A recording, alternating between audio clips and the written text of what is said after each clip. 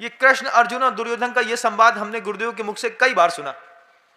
गुरुदेव ने बोला कि देखो, वो गुरुदेव बोलते हैं कि कृष्ण जो है वो दुर्योधन को समझा रहे हैं।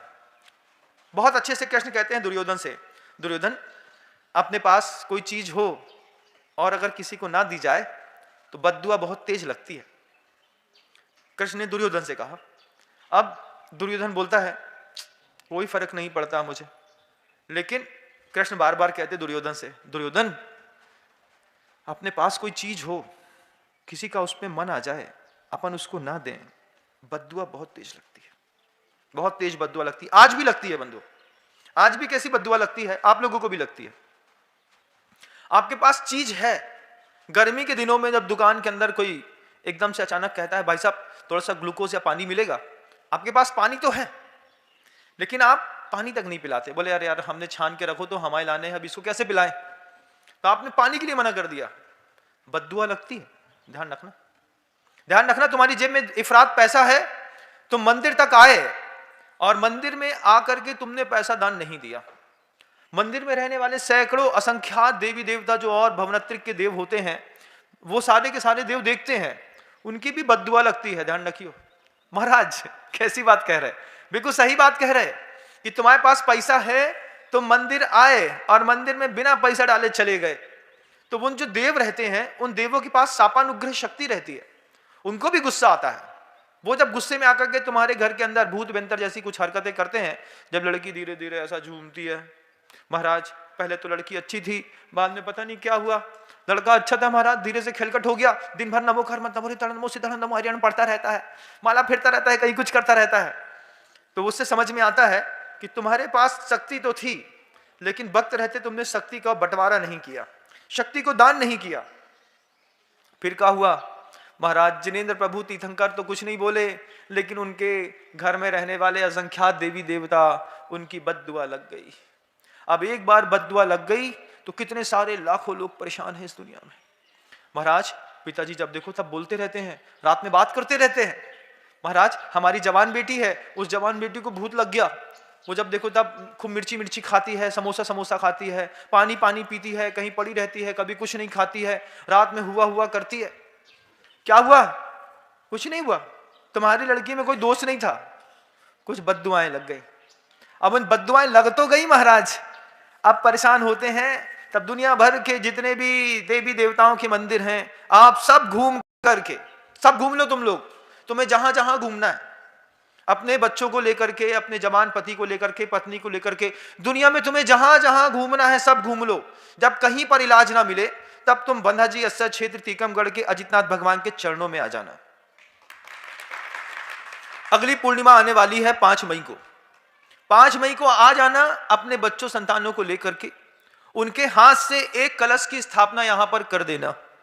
अगले महीने वो कलश उठा करके उस बच्चे या पीड़ित व्यक्ति के पास जाकर के रख देना और देख लेना कि ये भूत बेंतरों की पीड़ा तुम्हारे घर के अंदर कितनी देर रहती है। पहले पूरी दुनिया में घूम लो, जिससे गंडा ताबीज बंधवाना है, जिससे झाड़ा फूकी करानी है, जिससे जो कराना है पहले सब करा लो, कि बाद में जब तुम जिनेंद्र भगवान के चरणों में आकर के शांति को प्राप्त करोगे तो तुम्हें इस बात का विश्वास होगा कि पूरी दुनिया में थक करके फिर तुम्हारे चरणों में, दरबार में, अजितनाथ भगवान के दरबार में। टीकमगढ़ से 45 किलोमीटर दूर है बनाजी, छोटा सा गांव है, उस गांव में अस्सयकारी प्रतिमा है, उनका अस्सय बड़ा प्रसिद्ध है। उस पूर्णिमा के दिन जब यहाँ हजारों की संख्या में लोग आते हैं, अपनी मनोकामनाएं रखते हैं, भावनाएं रखते हैं, दुनिया में भगवान सबकी मनोकामना पूरी करते हैं। क्या हुआ? बद्दुआ कहीं भी लगी हो, लेकिन उस बद्दुआ को यहाँ की शांति धारा, यहाँ की कलश की स्थापना, यहाँ की पूजन, यहाँ की भक्ति, यहाँ का विधान बहुत जल्दी शीघ्रता से ठीक कर देता है।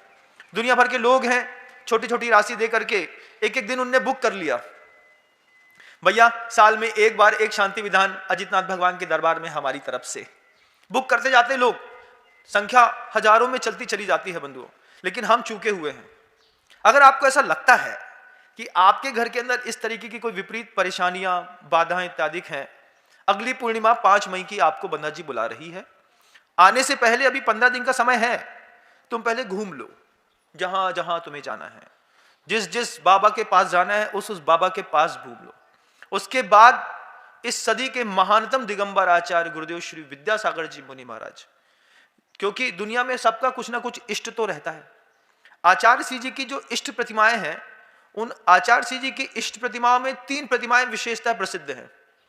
सबसे पहली प्रतिमा आचार्य श्री जी को प्रसिद्ध है, जो इष्ट है वो कुंडलपुर के बड़े बाबा इष्ट हैं। दूसरे बीना बारा एक अस्य क्षेत्र है, वहां के शांतिनाथ भगवान आचार्य श्री जी को बहुत इष्ट है। और तीसरे ये बंधा जी के अजितनाथ भगवान इष्ट हैं। गुरुदेव के आशीर्वाद से दुनिया में बहुत सारे समोषण, बहुत सारे मंदिर का निर्माण हुआ। जितने मंदिर बने नए क्षेत्रों पर बने, अमरकंटक में आप जाकर के देखिएगा, उन्होंने नया मंदिर बनवाया, गुरुदेव ने आशीर्वाद देकर के 24,000 किलो की अष्टधातु की प्रतिमा रखी। उसमें किलो भर से सोना डाला है, चांदी पड़ी है, सारी धातुएं पड़ी हैं।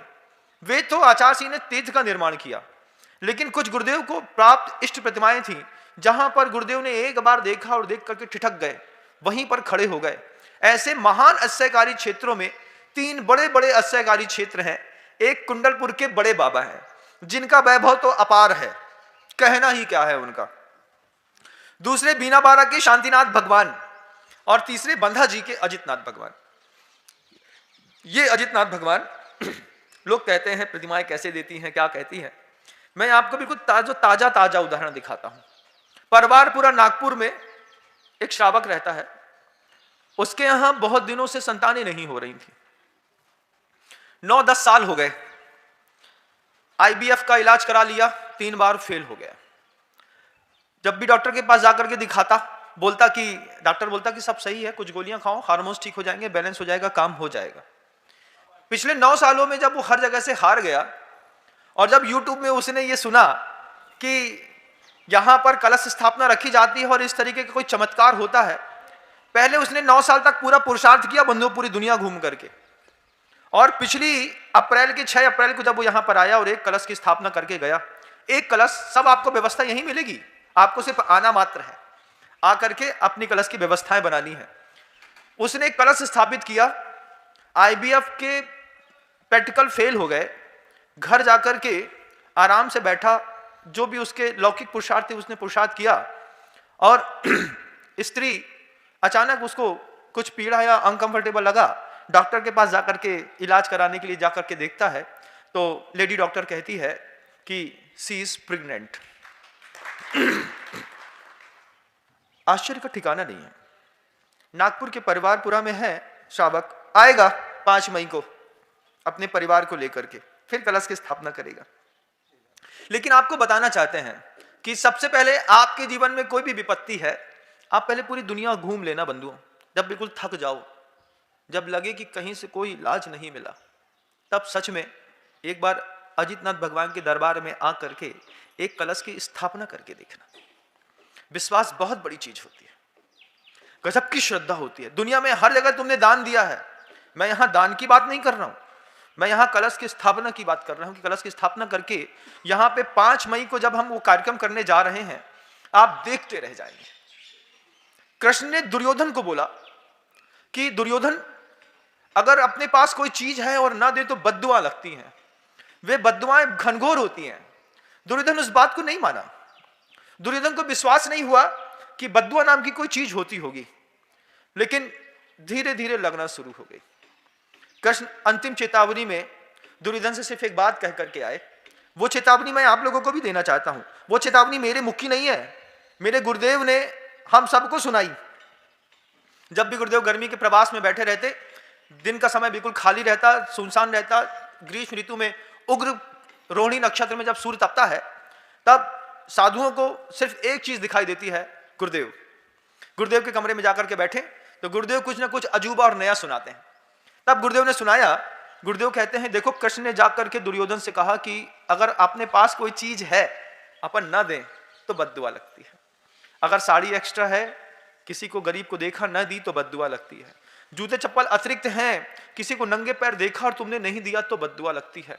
तुम्हारे जेब में धन है, तुम मंदिर आए बिना चढ़ाए, पैसा तुमने चावल तो चढ़ाया, पूजा भक्ति द्रव्य से पूजा भक्ति तो करी, कोई बात नहीं थी, लेकिन तुमने अगर धन नहीं चढ़ाया तो ध्यान रखना बद्दुआ लगती है।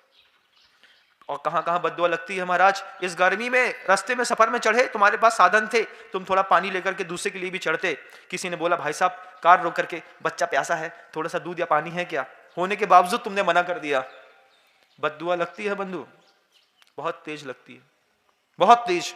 इसलिए जब भी सफर से बाहर निकलो, गुरुदेव कहते हैं दुनिया में ध्यान रखना, सिर्फ लेना लेना नहीं पड़ता, दुनिया में देना भी पड़ता है। लेन देन का नाम संसार है। हमारी इच्छा तो बहुत होती है, इधर से भी आ जाए, इधर से भी आ जाए, इधर से भी आ जाए, इधर से भी आ जाए, ऊपर नीचे आगे पीछे चारों तरफ से जहां से जैसा आते बने।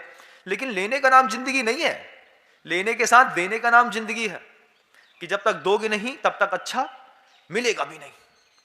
अब कृष्ण ने दुर्योधन से एक बार तो कह दिया कि बद्दुआ लगती है, दुर्योधन को विश्वास नहीं हुआ। दुर्योधन धीरे धीरे अपने पाप में आगे बढ़ते रहे, बढ़ते रहे, बढ़ते रहे। हिंसा, झूठ, चोरी, कुशील और परिग्रह, इस पांचों पापों में दुर्योधन ने धीरे धीरे प्रवीणता हासिल कर ली। आप आंख बंद करके सोचो, गुरुदेव जो बोलते हैं, गुरुदेव की बोली बात में कितनी सत्यता है। कुशील में दुर्योधन आगे आ गया, परिग्रह में दुर्योधन आगे आ गया, हिंसा करने में दुर्योधन आगे आ गया, झूठ बोलने में दुर्योधन सबसे आगे हो गया। तब कृष्ण ने अंतिम चेतावनी देकर के दुर्योधन से कहा कि देखो दुर्योधन, पाप उतनी करना कि जिस पाप के कारण तुम्हें कोई दूसरा बद्दुआ ना दे। पाप भी, क्योंकि संसारी व्यक्ति है, पाप तो छोड़ नहीं सकता, हिंसा तो करेगा, झूठ तो बोलेगा, चोरी तो करेगा, कहीं ना कहीं तो उसकी कुशील और परिग्रह में भी प्रवृत्ति होगी। आप भी करते होंगे, सुनने वाले भी करते होंगे, जो घर में बैठ करके सुन रहे हैं उनकी भी परिग्रह में प्रवृत्ति है। लेकिन ध्यान रखना, ऐसा कोशिश करना कि गुरुदेव कहते हैं कि तुम्हारे पाप को, तुम पाप तो करो क्योंकि तुम पाप छोड़ नहीं पाओगे, लेकिन तुम्हारे पाप को किसी की बद्दुआ ना लगे। महाराज, पुण्य में बद्दुआ लगती थी, मैं तुमसे कह रहा हूं तुम्हारे पाप को किसी की बद्दुआ ना लगे, इस बात का ध्यान रखना। हिंसा उतनी करना कि तुम्हारी हिंसा को किसी की बद्दुआ ना लगे, झूठ उतना बोलना कि तुम्हारे झूठ को किसी की बद्दुआ ना लगे, परिग्रह भी इतनी इकट्ठा करना बंधुओं कि तुम्हारे परिग्रह को किसी की बद्दुआ ना लगे। अगर तुम्हारे परिग्रह को किसी की बद्दुआ लग गई, तुम्हारे कुशील को किसी की बद्दुआ लग गई, तुमने किसी को धीरे से आंख उठा के देखा तो ठीक बात है, लेकिन लगातार तुम किसी पर स्त्री को घूरते रहे और किसी की बद्दुआ लग गई बंधुओं, तो महाभारत तुम्हारे घर में रोज होगी, ध्यान रखियो। पाप छोड़ तो नहीं पाओगे, संसार में हो हिंसा, झूठ, चोरी, कुशील, परिग्रह छोड़ नहीं पाओगे, लेकिन कोशिश करना। महाराज कहते हैं, गुरुदेव ने हम लोगों से कहा कि बोले साधु जीवन में भी पाप होंगे, ध्यान रखना, लेकिन तुम्हारे पाप को किसी की बद्दुआ ना लगे, इस बात का भी ध्यान रखना। हम आपसे पूछना चाहते हैं, आपके घर के अंदर की परेशानियां तुम्हारे धार्मिक ना होना नहीं है, तुम्हारे पाप को तुम्हारे घर वालों की बद्दुआएं लग रही हैं, फिर पड़ोसी की बद्दुआएं लग रही हैं। कहीं ऐसा तो नहीं कि तुम्हारे संचित पाप को तुम्हारे गुरु की भी बद्दुआएं लग रही हैं। संचित पाप बहुत महाराज, बल्क में परिग्रह इकट्ठा करके रखा है, मंदिर भी आता है, दान भी नहीं देता, चुपचाप वापस चला जाता है। तुम्हारे पाप को देखना, किसी मंदिर में रहने वाले देव की बद्दुआ न लग जाए। तुम धनवान हो, तुम धनवान होने के बाद तुम्हारी देवशास्त्र गुरु पे आस्था नहीं है, तुम मंदिर कभी मत आओ, कोई बुराई नहीं। पैसा वाला मंदिर आया और बिना पैसा दिए मंदिर से चला गया, उसने घाटे का सौदा कर लिया। पैसा वाले हो, अपने घर में रहो, अपने पैसे को भोगो, वहीं रहो। उन असंख्यात देवी देवताओं की अदृश्य शक्तियों के सामने अपने पैसे को लेकर के मत आओ, अपना हीरा मोती चांदी माणिक लेकर के मंदिर मत आओ, भिखारी बन के आओ, हो सकता है देव आशीर्वाद दे दे और बढ़े तेरे घर के अंदर। लेकिन तुम पैसे वाले होकर के मंदिर आए और मंदिर में बिना दान दिए चले गए, और किसी भूत बेंतर की अगर बद्दुआएं मंदिर से लग गई कि इतना धनाढ्य होने के बावजूद भगवान की वेदी नहीं बनाता, भगवान का शिखर नहीं बनाता, हमारे भगवान को चांदी का छत्र नहीं चढ़ाता, हमारे भगवान को सिंहासन नहीं देता, अब देखते हैं तेरे को। अब घर के अंदर आदमी धीरे से बोलता, महाराज 1.5 साल तक तो सब अच्छा चलो, पता नहीं पिछले 8 महीना से ऐसा क्या होगा, वे पैसे नहीं रुके घर के अंदर।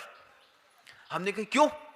आते हैं हमारे पास लोग, बोलते हैं, बोले महाराज क्या बताएं, जिस चीज में हाथ डालते हैं मिट्टी होना शुरू कर दी। हमको समझ में आता है बद्दुआ लग गई इसको, या तो किसी मनुष्य की लग गई, अगर पूरा घर बर्बाद हो रहा है तो फिर किसी देव की बद्दुआ लग गई। अगर आपको आपके घर में किसी मनहूस का साया पड़ गया है, आपके घर के अंदर आपके 5 पापों में किसी की बद्दुआ लग गई है, 5 मई को पूर्णिमा के दिन बंधा जी ऐसे क्षेत्र में अपने परिवार के साथ उपस्थित रहिएगा कलश की स्थापना करने। फिर वो कलश आपको 6 जून को 1 माह बाद घर ले जाने मिलेगा। अपने घर की लाइन में अगर पटरी में गाड़ी लानी है तो, नहीं लानी है तो कोई बात नहीं, अपने घर में रहो, हम भी अपने घर में हैं। हमको भी अजितनाथ भगवान की खूब कृपा मिलती है। ये हमारे निस्वास सागर जी महाराज 2-2 घंटे अजितनाथ भगवान के सामने बैठ करके खूब सारी शक्ति एकत्रित करते रहते हैं। ये बताते रहते हैं हमको, महाराज ऐसा होना है, अब ऐसा होना है, ऐसा होना है। हमने कहा तुमसे भगवान बहुत बात करते हैं, हमसे क्यों नहीं करते? बोले महाराज अब आपके पास समय नहीं रहता, आप बड़े आदमी हो गए। हमने कहा तुम हमें डंडे मार रहे हो? लेकिन ये बैठे रहते हैं 2-2 घंटे अजितनाथ भगवान के सामने। अजितनाथ भगवान हमारे निस्वास सागर जी महाराज से खूब बातें करते हैं। वो बताते हैं हमको कि ऐसा होना है, ऐसा होना है। अब वो बोलते हैं महाराज माइक में तो मैं नहीं बोलूंगा, माइक में तो आप बोलोगे, मैं तो पीछे बैठ करके काम करूंगा। धन्य है उनकी साधना, उनको भी प्रणाम करता हूं। इस तरीके का अभूतपूर्व अतुलनीय पुरुषार्थ करते हैं मुनि महाराज होकर के। लेकिन मैं आपको बताना चाहता हूं कि अगर तुम्हारे जीवन में अगर तुमको तुम्हारे किसी के पाप को, तुम्हारे पाप को किसी की बद्दुआ लग गई है तो 5 मई को तैयार रहियो। घर के अंदर अगर किसी प्रकार की बाधाएं रहती हैं, किसी प्रकार का दोष है, किसी प्रकार की परिस्थितियां बिगड़ रही हैं, मजाक में मत लियो भैया। अभी 15 दिन है, पूरी दुनिया में हर जगह घूमाओ, अपना इलाज करा लाओ डॉक्टरों से, इससे उससे, दुनिया भर के लोगों से। उसके बाद लगे कि कुछ नहीं हो रहा है तो एक इलाज, अन्यथा शरणम नास्ति तमेव शरणम मम तस्मात् कारुण्य भावेन रक्ष रक्ष जिनेश्वर। ये बात पूज्य गुरुओं ने मजाक में नहीं लिखी। पूज्य गुरु लोग भी, बड़े बड़े साधक लोग भी पूरी दुनिया घूम करके आ गए, सब चीजों को देख लिया, सारे देवी देवताओं को देख लिया, ओझा तांत्रिक को देख लिया, मांत्रिक को देख लिया, वास्तु शास्त्री को देख लिया, घर बनाने वाले को देख लिया, भूत पिशाच निकालने वाले को देख लिया, सब देख लिया। सब देखने के बाद जिनेन्द्र भगवान के दरबार में आकर के आचार्य पूज्यपाद स्वामी ने, कुंद कुंद भगवान ने कहा अन्यथा शरणम नास्ति तमेव शरणम मम तस्मात् कारुण्य भावेन। कैसा करो? हे तीर्थंकर प्रभु मेरे ऊपर करुणा करो, मेरे ऊपर ऐसी कृपा करो, तस्मात् कारुण्य भावेन रक्ष रक्ष जिनेश्वर। जब तुम हर दुनिया में हर जगह से थक जाना बंधु, उसके बाद तुम पन्ना जी के आश्रयकारी अजितनाथ भगवान के चरणों में आना। मात्र 10-12 दिन बचे हैं, आप अपना रिजर्वेशन करा लो, आप अपनी तैयारी कर लो, जेब में 2-5-10 हजार रुपया रख लो, आबे जाबे के खाबे के खर्चा। कलश स्थापना रखना है, कलश रखना है तो कलश रखने के लिए भी अपनी तैयारी करके आइएगा। आने से पहले सूचना दे दीजिएगा। प्रवचन सुन रहे हैं तो स्क्रीन पर आपको नंबर भी दिखाई दे रहा है, उन नंबरों में फोन लगाइए, फोन लगा करके बोलिए भैया एक कलश हमारा बुक कर दो, हम 4 तारीख को पहुंच जाएंगे, 5 तारीख को कलश की स्थापना करेंगे, 5 की शाम को वहां से निकल जाएंगे। मौके बार बार नहीं मिलते। हम यहां पर आज हैं, हमेशा थोड़ी रहेंगे, कल हम नहीं रहेंगे, कल हमारे निस्वास सागर जी महाराज नहीं रहेंगे, मुनि संघ नहीं रहेगा, भगवान तो रहेंगे। लेकिन भगवान और भक्त के बीच में एक कैटालिटिक एजेंट भी होता है। जब तक किसी भी चीज को स्पार्क करने वाला कोई एजेंट नहीं होता है, तब तक स्पार्किंग के कारण कोई चीज जनरेट भी नहीं होती है। यह मुनि संघ जीवन भर इस क्षेत्र में नहीं रहेगा, जब है तब रह करके अपना लाभ ले लो। ये नहीं सोचना कि 6 जून को फिर पूर्णिमा आएगी, 6 जून को कर लेंगे। अरे 6 जून को तुम तो यहां पर रहोगे, हम कहां पर रहेंगे कौन जानता है। जानते हैं तो सिर्फ गुरुदेव विद्यासागर जी मुनि महाराज। और दुनिया में किसी भी मंदिर में इस तरीके की कलश स्थापना नहीं होती। दुनिया में कहीं पर कोई कलशा नहीं रखे जाते, चाहे कुंडलपुर के बड़े बाबा हो, चाहे बीना बारा के शांतिनाथ भगवान हो, चाहे अमरकंटक के आदिनाथ भगवान हो। हर जगह पूजन अर्चन करके आइएगा, अपनी आप बात रखिएगा। लेकिन यहां पर तो कलश स्थापना रखने का ऐसा अभूतपूर्व महोत्सव और महत्व है। उस महत्व को मैंने पूर्व में बताया है, आगे भी मैं, आप जब सब जनता एक साथ आएगी तो मैं उनको बताऊंगा। लेकिन आप अपनी मानसिकता तैयार रखियो भैया। आचार्यों की 2 शब्दों पर विश्वास रखियो, अन्यथा शरणम नास्ति।